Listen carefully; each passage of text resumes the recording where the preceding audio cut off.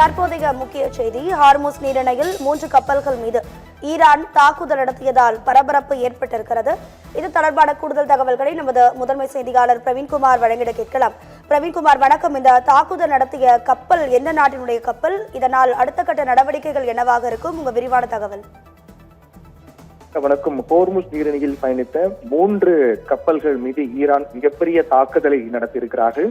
அது தாய்லாந்து கப்பல் உள்ளிட்ட 3 கப்பல்கள் மீது தாக்குதல் நடத்தப்பட்டிருக்கிறது. அதில் 23 பேர், தாய்லாந்து கப்பலிலிருந்து மட்டுமே 23 பேர் மீட்கப்பட்டிருப்பதாக கூறப்படுகிறது. தொடர்ந்து ஈரானை பொறுத்தவரையில் ஹோர்முஸ் நீரிணை வழியாக எந்த கப்பலும் பயணிக்க கூடாது என்பதும் அது முழுக்க எங்கள் கட்டுப்பாட்டுக்குள் கொண்டு வரப்பட்டது என்று தெரிவித்திருக்கிறார்கள். ஆனால் அமெரிக்கா இதற்கு தொடர்ந்து எதிர்ப்பு தெரிவித்து வருகிறார்கள்.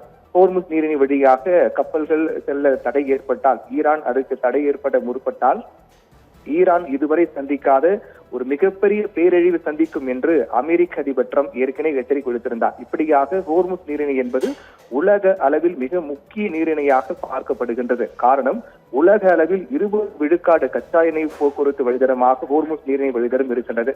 அப்படிப்பட்ட சூழ்நிலையில் அமெரிக்கா மற்றும் அதை சார்ந்த நாடுகளுக்கு கச்சா எண்ணெய் விநியோகம் தடைபட வேண்டும் என்ற நோக்கில் ஈரான் மிக முக்கிய நடவடிக்கை மேற்கொண்டு வருகிறார்கள்.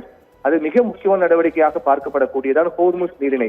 இந்த நீரிணை வழியாக எங்கள் அனுமதி இல்லாமல் எந்த கப்பல்களும் செல்லக்கூடாது என்று ஈரான் திட்டவட்டமாக அறிவித்து அதற்கான நடவடிக்கை மேற்கொண்டு வருகிறார்கள். அந்த வழியாக எந்த கப்பல்கள் வந்தாலும் அதை நாங்கள் தாக்கி அழிப்போம் என்று ஈரான் ஏற்கனவே எச்சரிக்கை கொடுத்திருந்தார்கள். அது மட்டுமல்லாமல் மிக முக்கியமாக பார்க்கப்பட வேண்டியது என்னவென்றால், கடல் கன்னி வெடிகள் அந்த வழித்தடத்தில் வைக்கப்பட்டிருப்பதாக, ஈரான் கடல் கன்னிகளை அந்த வழித்தடத்தில் வைத்திருப்பதாகவும், அந்த வழியாக பயணம் செய்யக்கூடிய கப்பல்கள் அந்த வழியாக செல்லும் போது மிகப்பெரிய வெடி விபத்து என்பது ஏற்படும். அந்த கன்னி வெடிகள்லாம் வெடித்து சிதறக்கூடிய நிலை உண்டாகும். அதற்கு ஏற்ற வகையில் ஈரான் மிகப்பெரிய திட்டத்தை வகுத்து செயல்படுத்தி வருவதாகவும், அதை அமெரிக்கா முன்கூட்டியே தடுத்து விட்டதாக, முன்கூட்டியே அதுக்கு உரிய ஏற்பாடுகள் எல்லாம் செய்துவிட்டு அதை அழிப்பதற்கான நடவடிக்கை இறங்கிவிட்டதாக சொல்லப்பட்டாலும் கூட ஈரானுடைய செயல், ஈரானின் எச்சரிக்கை என்பது மிகப்பெரிய பதற்றத்தை உண்டாக்கி இருக்கின்றது. அதையும் பொருட்படுத்தாமல் அந்த வழியாக சென்ற 3 கப்பல்கள் மீது ஈரான் தாக்குதல் நடத்தியிருக்கிறார்கள். அது தாய்லாந்து கப்பல் உள்ளிட்ட 3 கப்பல்கள் இடம்பெற்றிருக்கின்றன.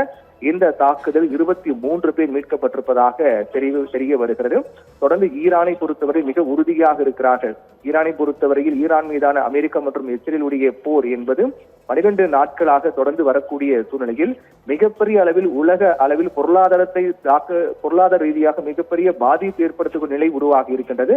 இந்நிலையில் அதில் மிக முக்கியமாக பார்க்கப்பட வேண்டியது என்னவென்றால், வளைகுடா நாடுகள் மீதான அமெரிக்க நிலைகள் மீது தாக்குதல், ஈரானுடைய தாக்குதல் என்பது கச்சா எண்ணெய் விநியோகத்திற்கு மிகப்பெரிய தடை ஏற்படுத்தியிருக்கிறது. இதனால் உலக அளவில் பொருளாதார தாக்கம் என்பது அடுத்தடுத்த நாட்களில் இதைவிட இன்னும் அதிகமான பெரிய அளவில் பாதிப்பு உண்டாக்கும். அதில் மிக முக்கியமாக இந்தியாவில் சிலிண்டர் தட்டுப்பாடு என்பது ஏற்பட்டிருக்கிறது. இப்படியாக இன்னும் போர் தொடர்ந்தால் நிலைமை என்பது இன்னும் மோசமான ஒரு நிலையை நோக்கி செல்லும் என்பதில் மாற்று கருத்து இல்லை. ஏனென்றால் அந்த அளவுக்கு மிக முக்கியமான வழித்தடமாக, கச்சா எண்ணெய் போக்குவரத்து வழித்தடமாக ஹோர்முஸ் நீரிணை இருக்கின்றது. அங்கு ஒட்டுமொத்தமாக ஆசிய நாடுகளுக்கு மட்டுமே 40 விழுக்காடு அளவுக்கான கச்சா எண்ணெய் அந்த வழியாகத்தான் வருகின்றது. அதை தற்போது ஈரான் எடுத்துக்கொண்டு தங்கள் கட்டுப்பாடு வைத்துக் கொண்டு அந்த வழியாக எந்த கப்பலும் செல்லக்கூடாது என்று முட்டுக்கட்டை போடுவதால் உலக அளவில் மிகப்பெரிய பொருளாதார தாக்கம் ஏற்படுவதற்கான வழிவகை ஏற்படுத்தி கொடுத்திருக்கிறது.